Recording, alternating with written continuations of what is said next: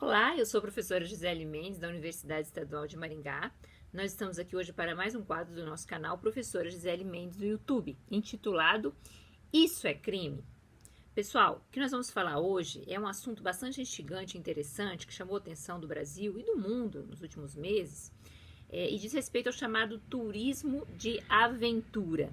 Turismo de aventura no Brasil, no mundo e as consequências que isso pode gerar, pessoal. Bom, o fato é que, em relação a esse conceito de turismo de aventura, nós temos algumas novidades, né, experimentadas sobretudo a partir do último quartel do século XX, que é o fato do ser humano querer se aventurar na natureza, para travar maior contato com ela. Então, até aí tudo normal, né? Então, a pessoa, dadas a evolução das tecnologias, né, e o fato de querer estar mais em contato com a natureza, se desconectar, né, porque hoje vivemos conectados em computadores, tablets, celulares, o turismo de aventura ele tem crescido muito no Brasil e no mundo afora, né, nesse século XXI nem se fala, né, então as pessoas querem estar mais conectadas à natureza e paralelamente, até aí tudo bem, a pessoa vai para uma casa de campo, a pessoa faz uma trilha, a pessoa toma banho de cachoeira, né, fica isolada, né, dos grandes centros urbanos, até aí não há problema algum, não é, em fazer isso, mas tudo isso é acrescentado a esse turismo da natureza, de estar em contato com a natureza, que é normal, também pode se fazer turismo nas grandes cidades, visitar museus, enfim, mas o fato é que, aliado a esse turismo rural, a esse turismo ligado à natureza, vem também aquele lado instigante, natural do ser humano, e não é do século XX nem XXI, é de tempos imemoriais que eu vou dizer, de querer aventurar-se. Então, turismo de aventura. Aonde? Justamente na natureza ou em contato com ela de uma maneira instigante, de uma maneira que se assemelha àquele sentimento que tem a pessoa que gosta de ir ao parque de diversões, andar na roda gigante, na montanha russa. Sentir o perigo, e aí nós vamos ter que adentrar de uma maneira um pouco profunda nesse conceito, mas não passar por ele de forma real. Ou seja, eu gosto do perigo, de colocar-me em risco, de sentir aquela sensação de quase morte, mas com a segurança que me dão, né? Seja uma empresa de turismo, seja aquele operador do parque de diversões, de que eu não vou entrar num real risco de morte. Ok, pessoal? Acho que todo mundo sabe que nós estamos falando. Nós experimentamos essa sensação de forma mais ou menos intensa no dia a dia, até ao dirigir um carro, né? Mas aí passa também pela necessidade de que o tráfego urbano exista para que as pessoas não andem a pé, em carroças, puxadas em charretes, né, puxadas por cavalos, como antigamente, e isso atrapalhe o próprio ritmo da vida. Então, faz parte da evolução natural que a gente corra um certo risco. Sociedade de risco, ela já é falada por inúmeros filósofos, né?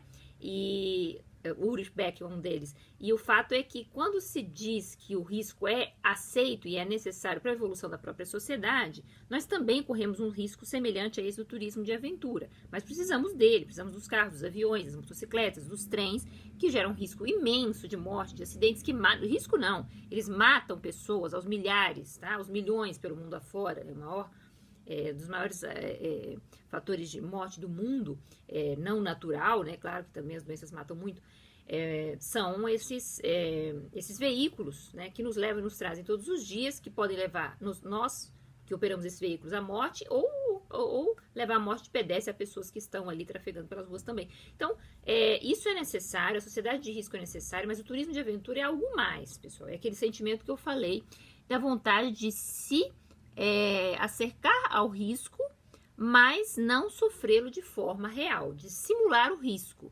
Então, eu estou muito próximo do risco, mas com toda a segurança de um guia turístico, de alguém que opera um brinquedo num parque de diversões e que vai impedir, porque essa pessoa tem o conhecimento necessário, de que esse risco se opere de verdade e eu venha a me lesionar ou até a falecer. Então, é o chamado turismo de aventura, muito conectado, então, ao distanciamento dos grandes centros, da internet, da velocidade da vida moderna, para que a pessoa possa ter um pouco mais de tranquilidade e paz. Bom, pessoal, tudo certo. Se, como eu disse no início do vídeo, as condições de operação de tudo isso são cercadas de cuidados. Esse cuidado tem a ver com a perícia de quem opera esse turismo. Um guia turístico, o operador de um brinquedo, enfim, sabe bem o que está fazendo, porque o turista não é obrigado a saber, não é? Ele paga por isso, né? E justamente tem a segurança de que vai poder ver uma beleza natural, poder ter uma sensação de risco bastante interessante, né? Para quem gosta, porque também quem não goste, né? Quem não entra na montanha russa, de modo algum, jamais, né? numa roda gigante, nem pensar. Então, há pessoas que não veem graça nenhuma nisso também. E aí há que se respeitar, porque também a pessoa não passa nem perto disso. Não, jamais faria uma trilha. Não, jamais entraria numa montanha-russa. Direito da pessoa também. Porque é um sentimento muito próprio e peculiar do ser humano, que não é compartilhado por todos. Esse de querer estar na iminência do risco, mas que seja um risco controlado por terceiras pessoas que conheçam o controle do risco, como, por exemplo, um guia turístico que conhece a área, né? Um guia turístico que conhece os animais que pode haver numa savana africana. Um operador de um parque de diversões que sabe muito bem que a roda gigante tem uma velocidade e tem todo um mecanismo de segurança, que a pessoa está toda equipada para poder não sofrer o risco de cair lá de cima e morrer. Então, essas pessoas que apreciam esse risco têm que estar percatadas e muito bem alicerçadas em operadores, em conhecedores, que vamos falar da responsabilidade dessas pessoas, que vão evitar que o risco de fato ocorra. É uma sensação de medo, é uma sensação de risco, mas não é um risco real, nem de lesões, nem de morte. E se a morte acontece? Bom, aí entramos no assunto propriamente do Isso é Crime de hoje. Nós falamos de 2 casos aqui, que eu vou só relembrar, porque aconteceram em junho de 2025, aqui no Brasil, no mesmo dia, 21 de junho de 2025. Primeiro, um balão, certo? Na cidade de Praia Grande, que não tem praia nenhuma, a cidade de Praia Grande já fica no sul de Santa Catarina, divisa com o Rio Grande do Sul, mas não fica na praia.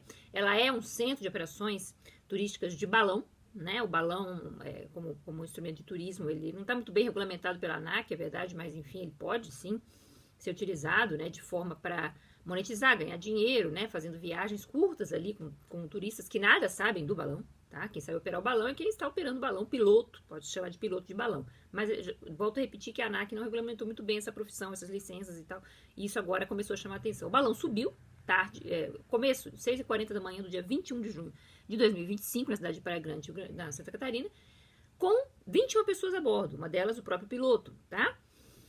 De repente, o balão ele opera com esse fogo, que gera um calor, um gás, né? E com aquela cobertura que ele tem, né? O gás fica contido e vai impulsionando o balão para cima, as pessoas dentro de um cesto também, com segurança, uma quantidade determinada, 21 pessoas também. Chegou a se cogitar que eram muitas, mas não era, pro tamanho do balão não era não. Tava tudo bem até ali. Mas com 4 minutos de operação, um maçarico desprende fogo sozinho. Pessoal, o que o maçarico estava fazendo para começar dentro de um balão? Estava ali porque o balão é operado com fogo, ou seja, o fogo ele tem que ser prendido, né? Ele tem que ser ateado ao balão para que o balão suba, é na hora mesmo. Então o maçarico estava ali dentro e é até normal. Mas ele fica desativado, obviamente depois ele é desativado e colocado em segurança em algum lugar, né? Para que ninguém pise nem ative esse maçarico sem querer. E também nós temos que ter extintores de incêndio, porque estamos operando com fogo, o próprio fogo que está ali em cima levando o balão cada vez mais alto. E o piloto vai operando a quantidade deste fogo para que ele suba ou para que ele desça e o gás deixe de inocular ali dentro e o balão desça. O fato é que, no momento, 4 minutos depois da decolagem do balão, e o momento em que o maçarico pega fogo de forma acidental, não se sabe muito bem se alguém pisou nesse maçarico, o que aconteceu com esse maçarico, que ele pegou fogo. As pessoas tentam, e há vídeos, tá? É uma tragédia bastante horrível, né? Tragédia é modo de dizer, porque responsabilidade há. O fogo começa a ficar cada vez maior, as pessoas tentam com uma blusa, com qualquer coisa, com um instrumento, apagar esse fogo, não é possível. Começa a se operar um incêndio, ou seja, as proporções começam a ficar proporções que já não podem mais ser contidas facilmente. Então, claro, a primeira coisa que o piloto faz, instruído que é buscar o extintor de incêndio. Havia um extintor de incêndio, tá? Agora a ANAC diz que tem que operar com 2 depois da tragédia que aconteceu. E o que acontece? O extintor não funciona. O extintor não funciona. Será que ele foi inspecionado? Será que sabiam que ele estava nessas condições? Será que ele não poderia e deveria ter sido trocado? Por isso que eu estou falando em situações em que há, sim, responsabilidade de terceiros, tá? O fogo se alastra. A instrução que o piloto dá, que é a correta no momento e que salvou vidas, eu vou diminuir a quantidade, né, do gás para que o nosso balão pouse. E assim que ele bater no chão, pessoal, vocês corram para fora deste cesto, saiam correndo, eu inclusive. De fato, assim ele faz, o balão começa a descer, tudo muito rápido, né? Há testemunhas, centenas, né? Pessoas que moravam na região, pessoas que estavam ali no campo de balonismo. E aí o balão desce, bate no chão, de fato acontece o que ele pensou, pessoas saem correndo. Mas 13 pessoas, inclusive o próprio piloto, conseguem correr e sair do balão. A leveza do cesto, com um pouco de gás, fogo que ainda havia, faz com que o cesto volte a subir. E nem todo mundo havia saído, pessoal. Isso não tem como quantificar. Ele só deu a ordem e disse, saiam correndo. É o que ele podia fazer, né? Nesse momento ele atuou corretamente. O problema foi antes, né? E aí, 13 pessoas escapam do balão e 8 ficam. E essas 8 pessoas voltam a subir no balão em chamas. E em chamas o balão vai se consumir. Todo o cesto de madeira, tudo. 4 pessoas se jogam, né? São imagens chocantes, para não morrer. Isso é um instinto natural do ser humano. Vou morrer carbonizado. É uma morte terrível, inclusive considerada cruel. Né? Cruel pelo Código Penal. É um instinto. Isso aconteceu também no 11 de setembro. Vou morrer carbonizado, vou morrer...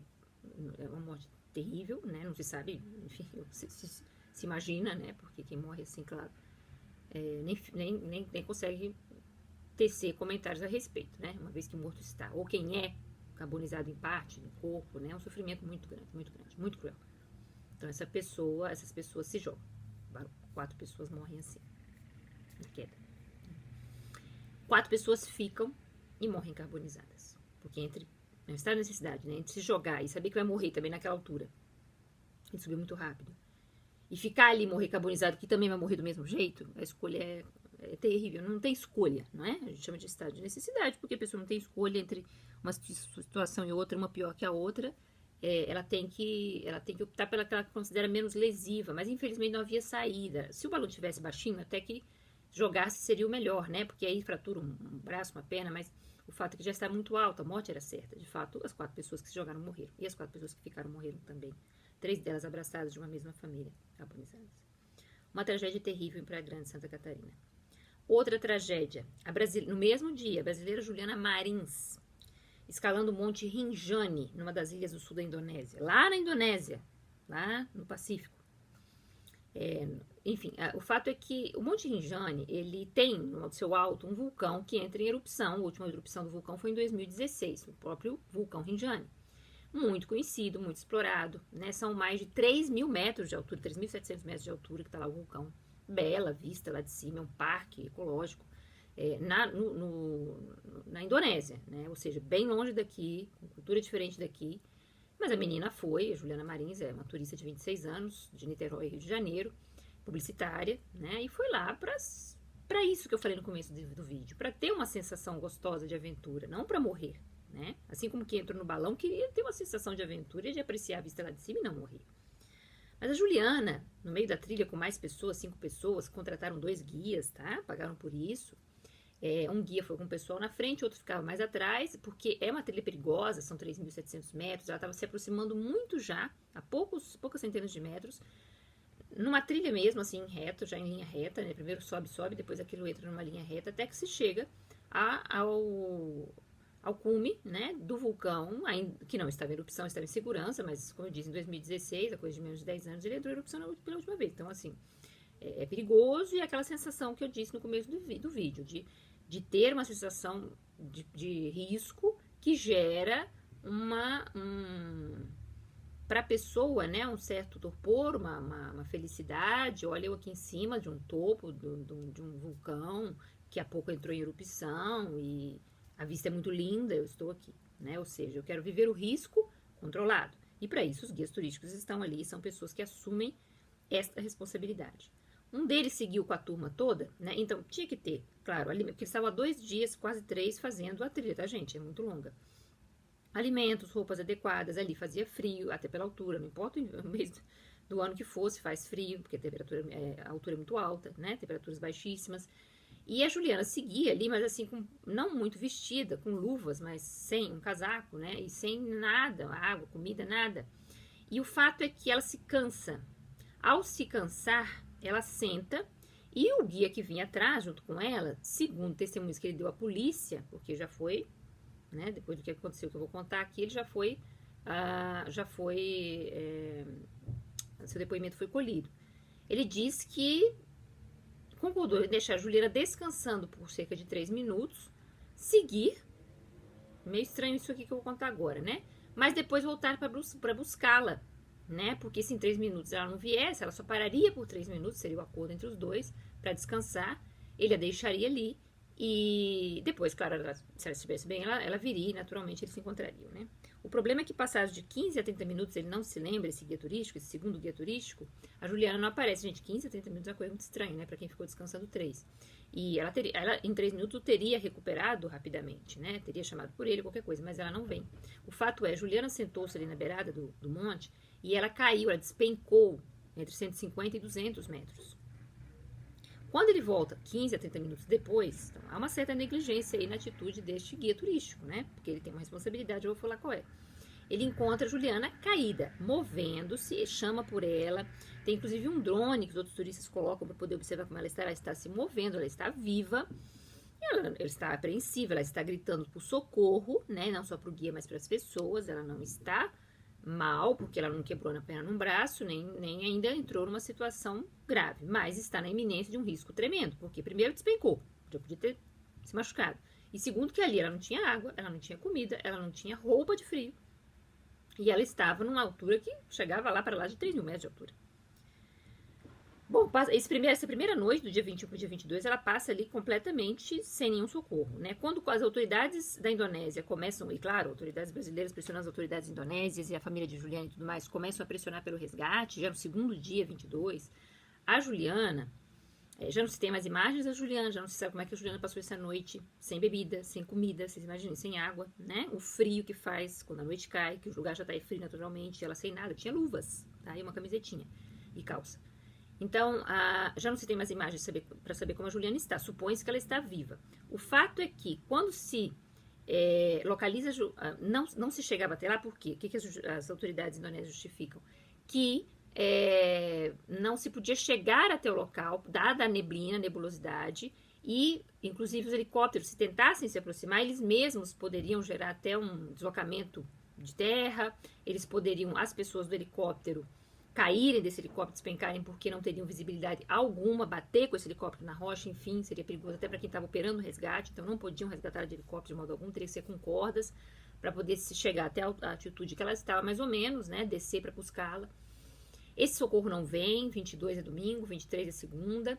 A segunda vez que Juliana é encontrada, já na segunda-feira 23, Juliana está mais 200 metros abaixo, ou seja, quase 400 metros abaixo daquela cordilheira, imobilizada. Por quê? Morreu de fome e de frio. Por quê? Quebrou o braço, uma perna, quebrou alguma coisa, fraturou, enfim, alguma clavícula, alguma costela, perfurou o pulmão e morreu da queda, porque ela tinha caído mais 200 metros. E só no dia 24 é que essas pessoas conseguem, mesmo andando, chegar até lá, com as cordas e tudo mais, e resgatar a Juliana a mais 200 metros abaixo do ponto onde ela caiu, ou seja, 600 metros no total ela despencou, morta. Morta. Houve negligência? A pergunta é, houve negligência por parte dessas autoridades no resgate? Houve negligência desse guia turístico, pessoal? Bom, é muito importante dizer que as pessoas do balão que morreram porque o balão pegou fogo e não havia ali um extintor de incêndio funcionando minimamente. A Juliana, que deixou de ter assistência do seu guia turístico, que ela contratou para isso, e que despencou, e que depois ficou aguardando socorro por 3 dias, na verdade até menos do que isso, que provavelmente ela morreu nesse ínterim, de fome, de frio, de sede, porque teve fraturas inúmeras, enfim, a queda por si só pode ter levado a essa morte, né? As autoridades indonésias estão investigando o que aconteceu lá, a princípio da territorialidade, mas o bem jurídico é nosso, é brasileiro. Então as autoridades brasileiras, o Itamaraty, que faz essas negociações diplomáticas, tem pleno interesse em saber o que aconteceu, afinal de contas, com Juliana, e se há responsabilidade de alguém, né? Onde pode estar fincada essa responsabilidade? No artigo 13 do Código Penal. Porque o artigo 13 do Código Penal brasileiro, tá? Eu digo porque a nossa lei, ela se aplica também subsidiariamente, sendo bem jurídico nosso. E no caso do balão também, vejam só. Diz assim, relação de causalidade, artigo 13 do Código Penal, o resultado, que no caso foram mortes, né? 8 turistas mortos no balão, Juliana Marins morta na Indonésia. O resultado de que depende da existência do crime, que é a morte, somente é imputável a quem lhe deu causa, e considera-se causa a ação ou a omissão, grifo na palavra omissão, sem a qual o resultado não teria ocorrido. É muito curioso falar que omissão dá causa a alguma coisa, porque omissão Não dá, não causa nada, né? Do nada nada surge. Isso é uma frase clássica do estudo da omissão no direito penal. Inclusive, o estudo da omissão é um imbróglio assim, interminável, né? Já se escreveram rios de tinta sobre o delito omissivo e até que ponto pode se responsabilizar alguém por não fazer nada e deixar que a natureza opere. Mas o fato é que os códigos, em geral, trazem e tecem responsabilidade por omissão. Mas ela é construída, imputada, tá? Então, a causalidade que eu acabei de ler, ela existe na ação. Se eu atiro em alguém, eu disparo, eu mato. O que matou? Eu disparo, a bala. Agora, se eu deixo de socorrer alguém, assim como qualquer outra pessoa pode deixar de socorrer qualquer pessoa, qual é o nível de atribuição de responsabilidade? Porque, na verdade, a pessoa não morreu pela falta de socorro, ela morreu pelo frio, ela morreu pela queda, ela morreu pelo fogo, ela morreu porque, enfim, porque morreu afogada, porque aconteceu um desastre. Essa é a causalidade da ação, inclusive natural, que deu lugar à morte. Então, que a omissão seja a causa da morte está errado, na verdade. Há uma imputação de responsabilidade a quem, por omissão, deixou de socorrer aquele que deveria socorrer. E quem tem o dever de socorro? Por isso que os códigos trazem e imputam responsabilidade a um rol de pessoas, que também não pode ser todo mundo. Eu não estava lá na Indonésia para salvar Juliana Marins. Vocês não estavam em Praia Grande para salvar ninguém de dentro do balão. Inclusive, vocês não saberiam, a maioria aqui, acho que não sabe operar balão, né? Muito menos eu. Se pega fogo num balão, a última pessoa a saber o que vai fazer sou eu. Nunca entrei num balão. Então, a omissão ela tem que ser imputada a quem é capaz de impedir o resultado. Tem esse conhecimento ou tem essa capacidade. Mas, mais do que isso, tem essa responsabilidade. Tá? Então, atribui-se essa responsabilidade aliada à capacidade de ação, que eu acabei de dizer, a capacidade concreta de ação, como, por exemplo, eu e vocês não temos nada a ver com a história que eu narrei, com as histórias que eu narrei. Mas e quem estava presente no local? E quem era o guia turístico contratado? E quem era o operador do balão, piloto do balão? Este sim, né? Então, segundo o parágrafo 2º do artigo 13, que fala da relevância da omissão, aí a lei atribui, ela imputa, porque eu tenho que escolher pessoas. Não adianta. A natureza opera por si só. Mas eu escolho e imputo responsabilidades a pessoas por omissão, não por ação. Por ação é só eu olhar quem deu causa, que a causalidade ela é a mais pura e natural possível. Então, diz assim o parágrafo 2º do artigo 13, ok? A omissão é penalmente relevante quando o omitente devia e podia, olha a capacidade de ação, agir para evitar o resultado. Devia e podia. O dever de agir incumbe a quem? Então, primeiro, ele fala em dever, e ele escolhe pessoas. Não são quaisquer pessoas. Segundo, ele fala na capacidade concreta de ação. Podia. Porque mesmo os que deviam, às vezes não podem, como eu vou explicar aqui. Então, letra A, aquele que tenha por lei obrigação de cuidado, proteção ou vigilância. Essa obrigação legal, essa imputação de resultado, aquele que é legalmente obrigado, existe, por exemplo, no caso de pais, pai e mãe, cuidadores, pessoas que têm uma guarda, né, ou uma tutela, vamos dizer assim, de crianças. Essas pessoas, a lei imputa naturalmente a esses curadores, a pai e mãe, a natural responsabilidade de cuidar de uma criança. Ah, mas eu tenho que ir ao mercado, então deixe com quem seja competente para olhar, leve a criança junto com você, dê seu jeito. A lei diz que você tem o dever, e esse dever é chamado de dever de garante. Depois é que se avalia se a pessoa também tinha capacidade concreta de ação. Imaginar que eu sou mãe de uma criança que se afoga. Já está ali o meu dever de garante, porque eu sou a mãe. Mas pode ser que eu não saiba nadar também, numa piscina funda, num rio bravio, no mar. Então, eu, embora deva, eu não posso. O que eu faço, subsidiariamente? Chamo socorrista, chamo alguém que possa nadar, uma vez que eu também não sei nadar. Né? Então, também tem a capacidade de ação aliada a outro requisito dos crimes homicídios. Mas, o fato é que a lei elege, elenca e escolhe algumas pessoas. E aí a letra B vem bem nos casos que a gente está falando do piloto do balão, do guia da Juliana Marins, na Indonésia, que é, de outra forma, quem assumiu a responsabilidade de impedir o resultado. Esse de outra forma não é que a lei obriga, né? Não é que a lei tece que o guia turístico ou o piloto de balão tem essa responsabilidade. Ele, na verdade, tem a responsabilidade de operar o balão, de conhecer os locais onde ele, né, leva os turistas e apresentar historicamente, geograficamente esses locais. A responsabilidade dele legal não é tão ampla assim, mas é que de outra forma, ou seja, mediante contrato, até onde vai o nosso dever, até onde nós vamos chegar, nós vamos subir lá no monte, nós vamos chegar lá no cume mesmo do vulcão, eu vou levar o balão, eu sou o piloto. Tá tudo certo? Quantas pessoas estão ali dentro? Eu sei operar o balão. Até onde vocês querem ir de balão? Tudo contratado, gente. Tudo assinado, contratado. Se for um contrato verbal, vai valer do mesmo jeito. Porque a pessoa está contratada para fazer determinado serviço de aventura, que é o chamado turismo de aventura que nós estamos comentando aqui no vídeo. E aí, ela falha. E esta omissão, esta negligência, este não fazer, este abandonar uma responsabilidade, é que dá lugar ao resultado. Qual o resultado? Nesse caso, mortes, né? Muitas mortes. O piloto fez o que podia, inclusive ele salvou muitas vidas, quando ele fala, vamos descer, eu vou diminuir aqui a carga do gás para descer e vocês pulem deste cesto, deste balão. Mesmo machucando, né? Como eu falei no estado de cidade, melhor machucado do que morto, né?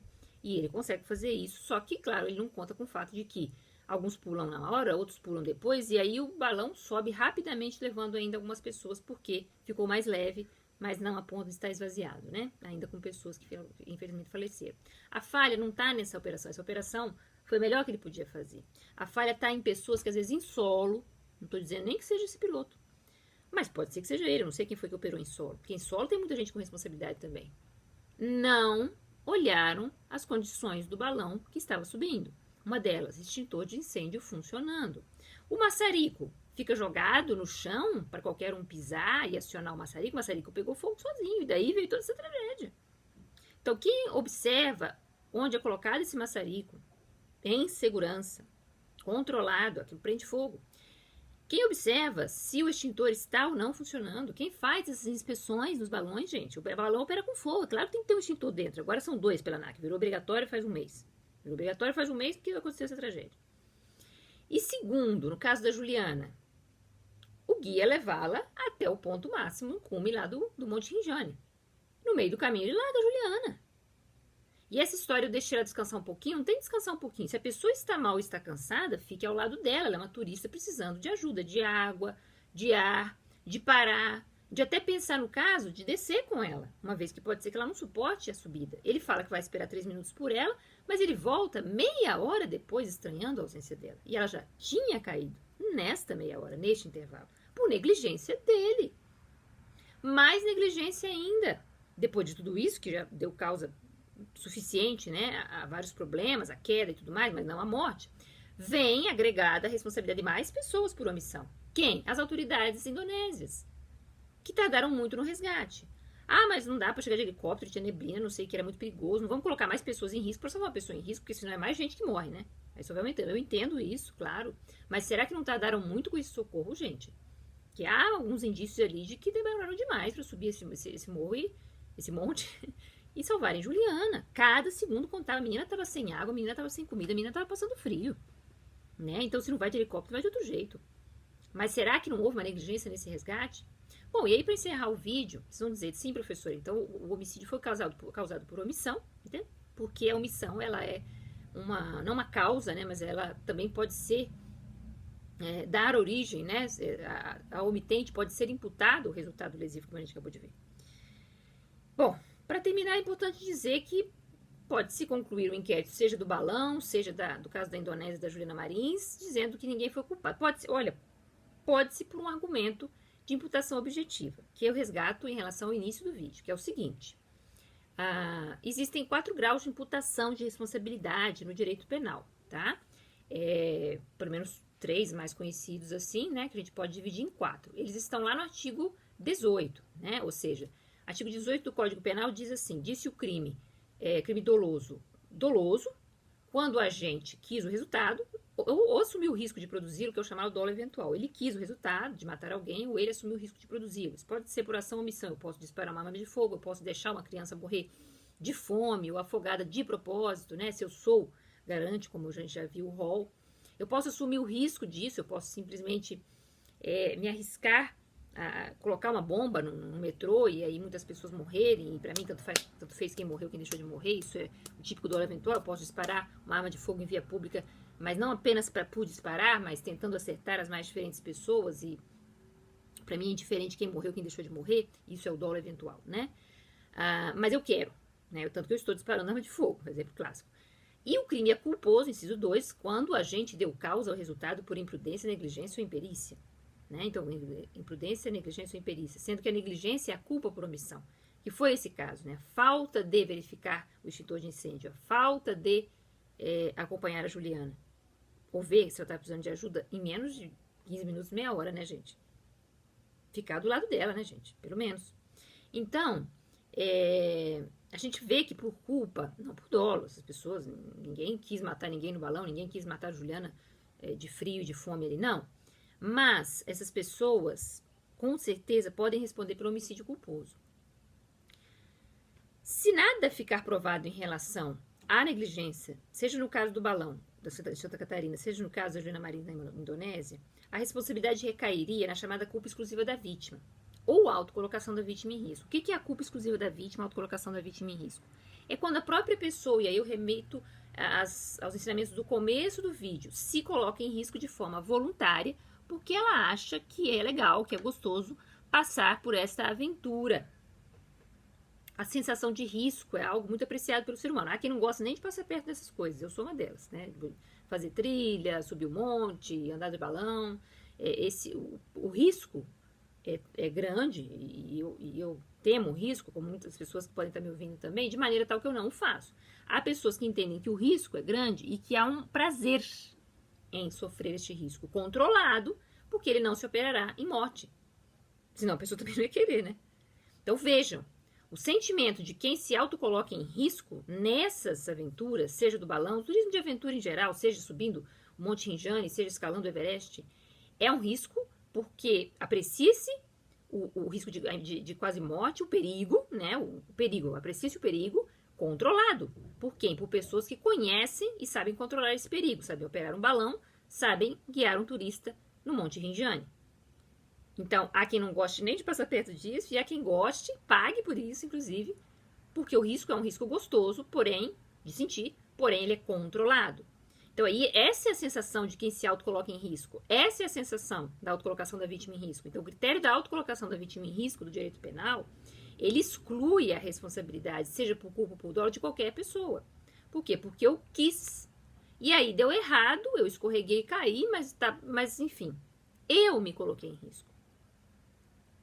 Agora, pessoal, isso é muito comum também no dia a dia, nós nos colocamos em risco não só por apreciar ou ter paixão pelo perigo, né, por aquela sensação do frio na barriga. Nós nos colocamos em risco muitas vezes, e a vítima se colocando em risco, ela exclui qualquer responsabilidade do autor, quando nós atravessamos uma avenida perigosa, fora da faixa de pedestres, uma atitude corriqueira, né?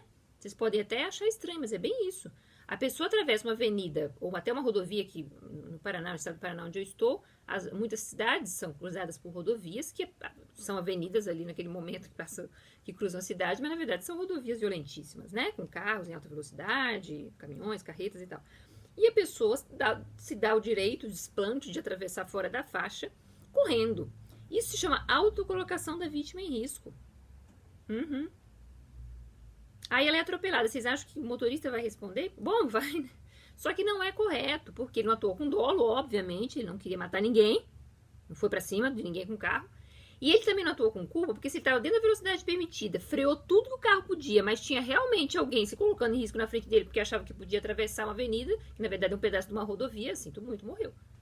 Então esse é o correto entendimento de Jacobs, de Roxin, ou seja, dos defensores da teoria da reputação objetiva, que de uma maneira muito astuta diz, há momentos em que a culpa é exclusiva da vítima. São os momentos de autocolocação da vítima em risco em que toda diligência, toda prudência deste autor não evitaria a morte.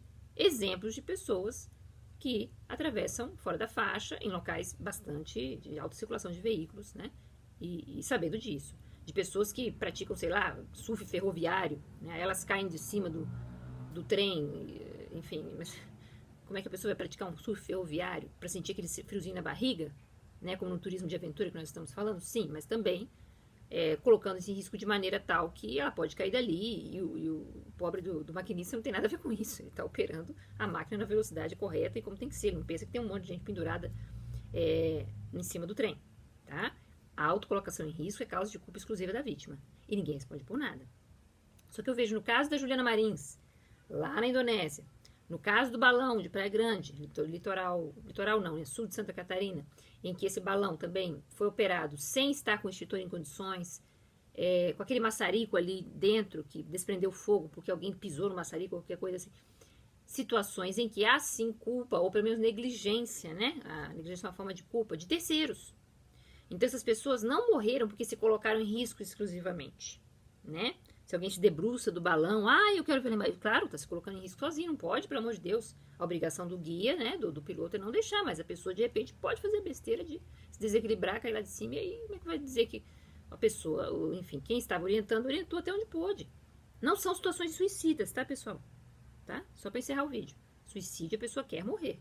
Não é risco, não é vontade de sentir frio na barriga, não. Ela quer morrer, ela vai lá e se mata, ela se joga e tudo.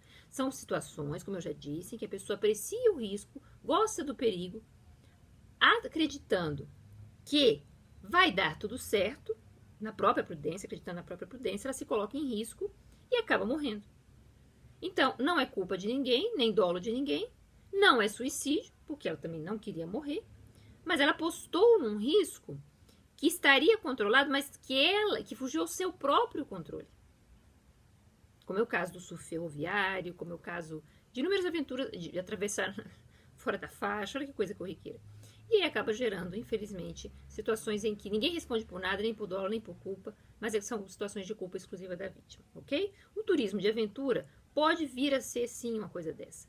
Sobretudo se a pessoa está sozinha, não está equipada adequadamente, resolve ir lá subir um monte, escalar, né, fazer uma trilha sozinha, com certeza. Ninguém vai ter responsabilidade sobre isso. E mesmo que acompanhada, se ela desafia os conselhos, e mais que conselhos, ordens, né, de quem tem o conhecimento, de um guia turístico, de alguém que está operando ali, ela fala, não, eu vou fazer a trilha pela água, mas é muito perigoso, o rio é muito bravio, não, mas eu vou. Então, assim, extrapola aquilo que é possível. Veja que não é suicídio, é que ela quer sentir aquela aventura, mas ela acaba sendo imprudente com ela mesma. Autocolocação em risco por culpa exclusiva da vítima. Aí ninguém responde por nada, mas até onde pode chegar o guia, ele vai, ele não passa. Agora, o guia não pode, ele mesmo, se retirar da situação, como fez o guia lá na Indonésia com a Juliana Marins, e deixar ela, Deus dará a própria sorte, entrega a própria sorte, tanto que ela acabou caindo. Ele deixou ela segura ali na beiradinha, né, para que ela descansasse, mas ela acabou caindo, porque não tinha assistência de ninguém, e morreu. Então, isso sim é culpa. É negligência. E por isso as pessoas devem responder. Mas os casos de autocolocação em risco ou de culpa exclusiva da vítima não geram responsabilidade penal para ninguém, ok? Bom, esse foi o nosso Isso é Crime de hoje. Espero que vocês tenham gostado. É um assunto bastante complexo. E curtam, compartilhem esse conhecimento. Se inscrevam no canal Professora Gisele Mendes para os próximos vídeos. Nós voltamos com mais conhecimento no próximo vídeo do nosso canal. Muito obrigada e até a próxima.